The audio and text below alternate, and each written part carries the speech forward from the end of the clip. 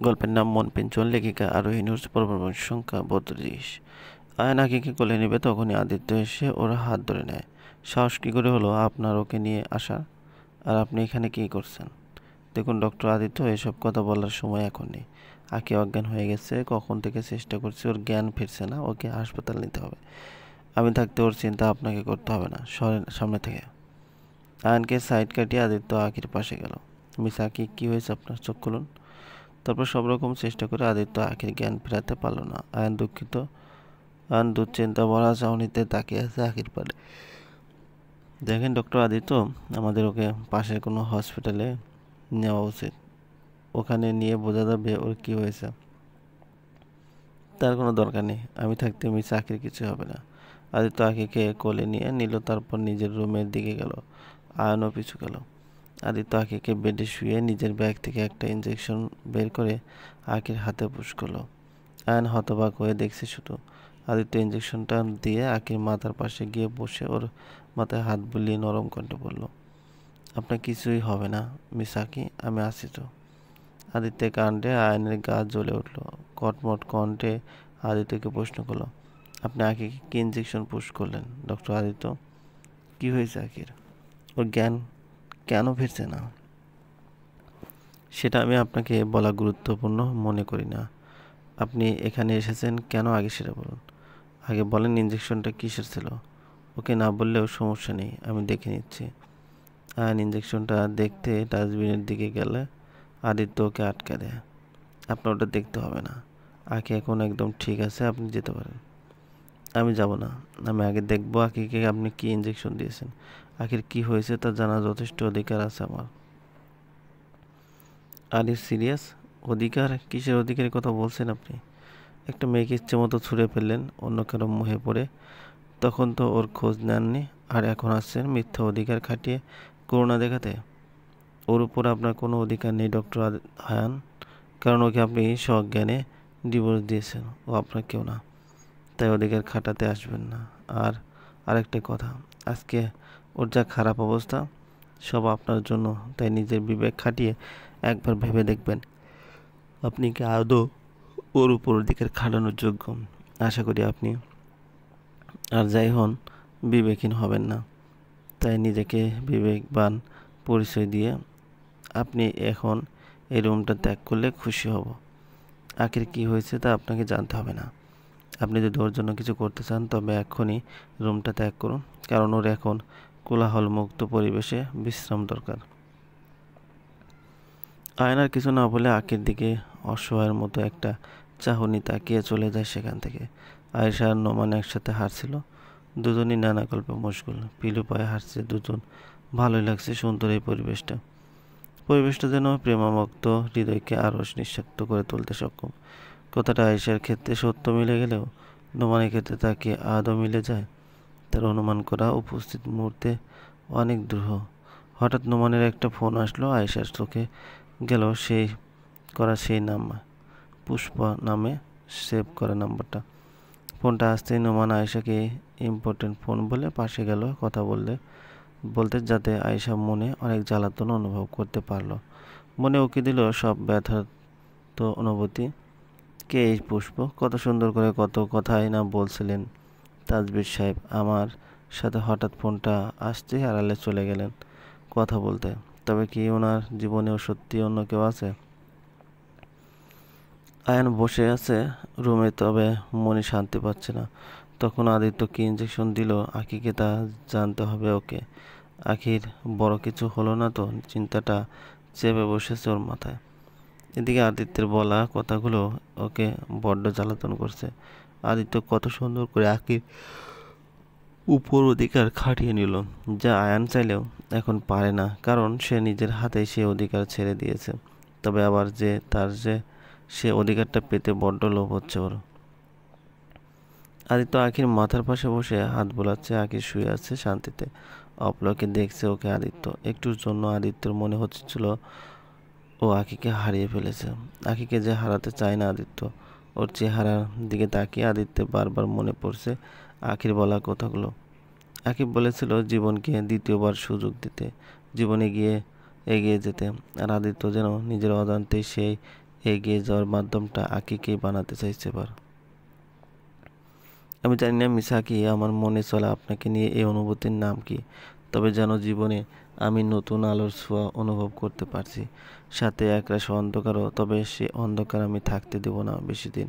আপনাকে আমি কিছুই হতে দেব না। আর যেখানে কথা আয়ানের, ওকে আমি আর আপনাকে কোনো আঘাত করতে দেব না, কথা দিলাম।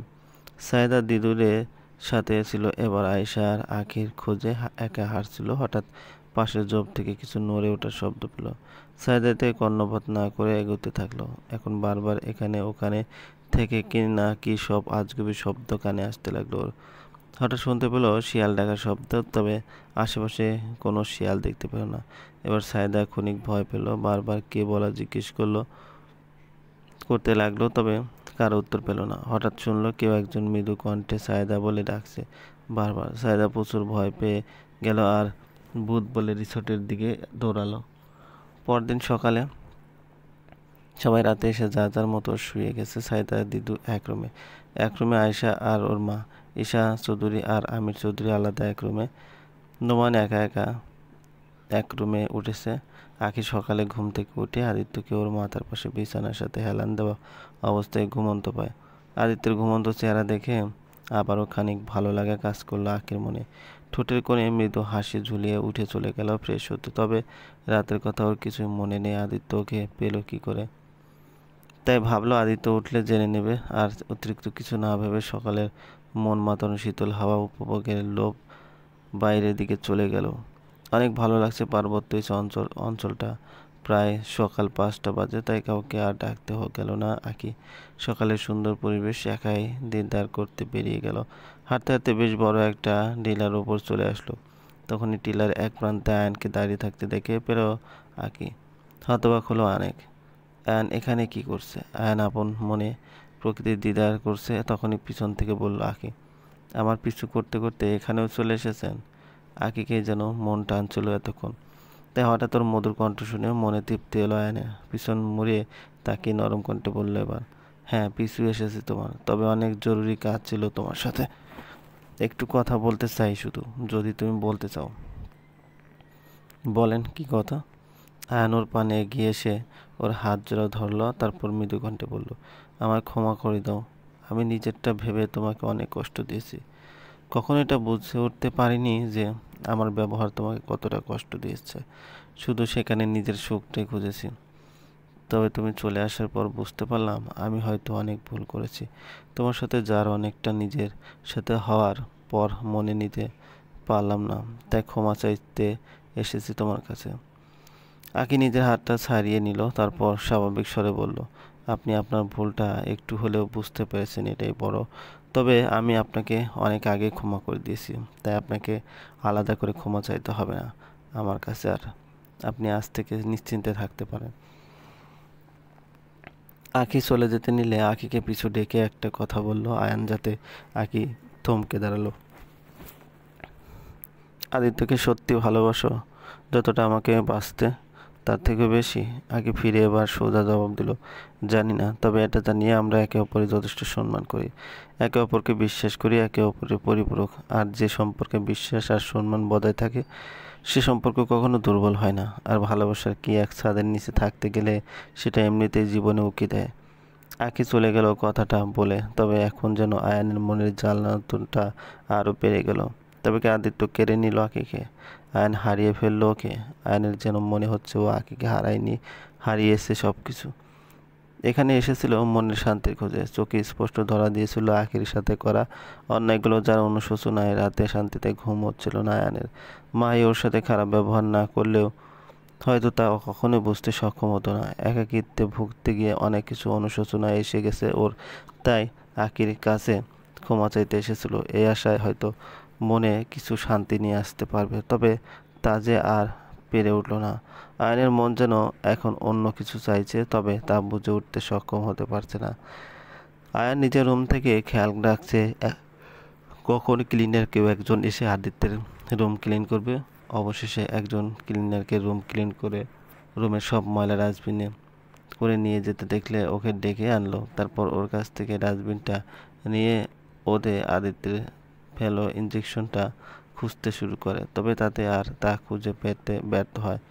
আর তাজ্জব হয়ে যায়, ইঞ্জেকশনটা যে আদিত্য এখানেই ফেলেছিল, তবে গেল কোথায়?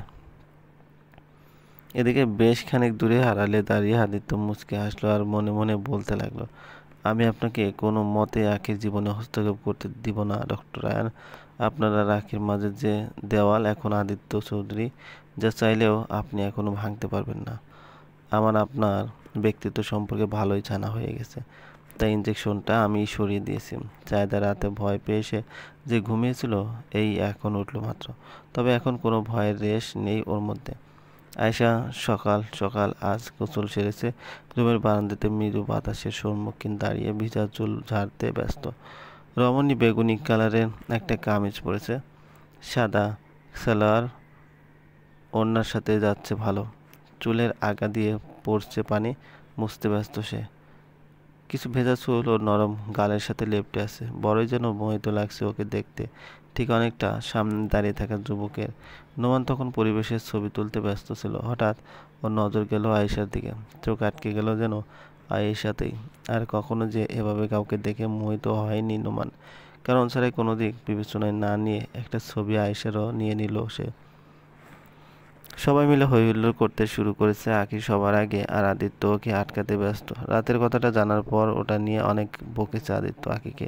এখন আদিত্যের সাথে কথাই বলছে না আর। ওর কথা না বলা যেমনটা আদিত্যের মন পোড়াচ্ছে, ততটাই জ্বালাতন করছে আঁখির দৌড়ঝাঁপ। এসব যে এই মুহূর্তে আঁখির জন্য বিপজ্জনক, যা আদিত্যের মন পিঞ্জরখানা অশান্ত হয়ে থাকার কারণ হয়ে উঠেছে।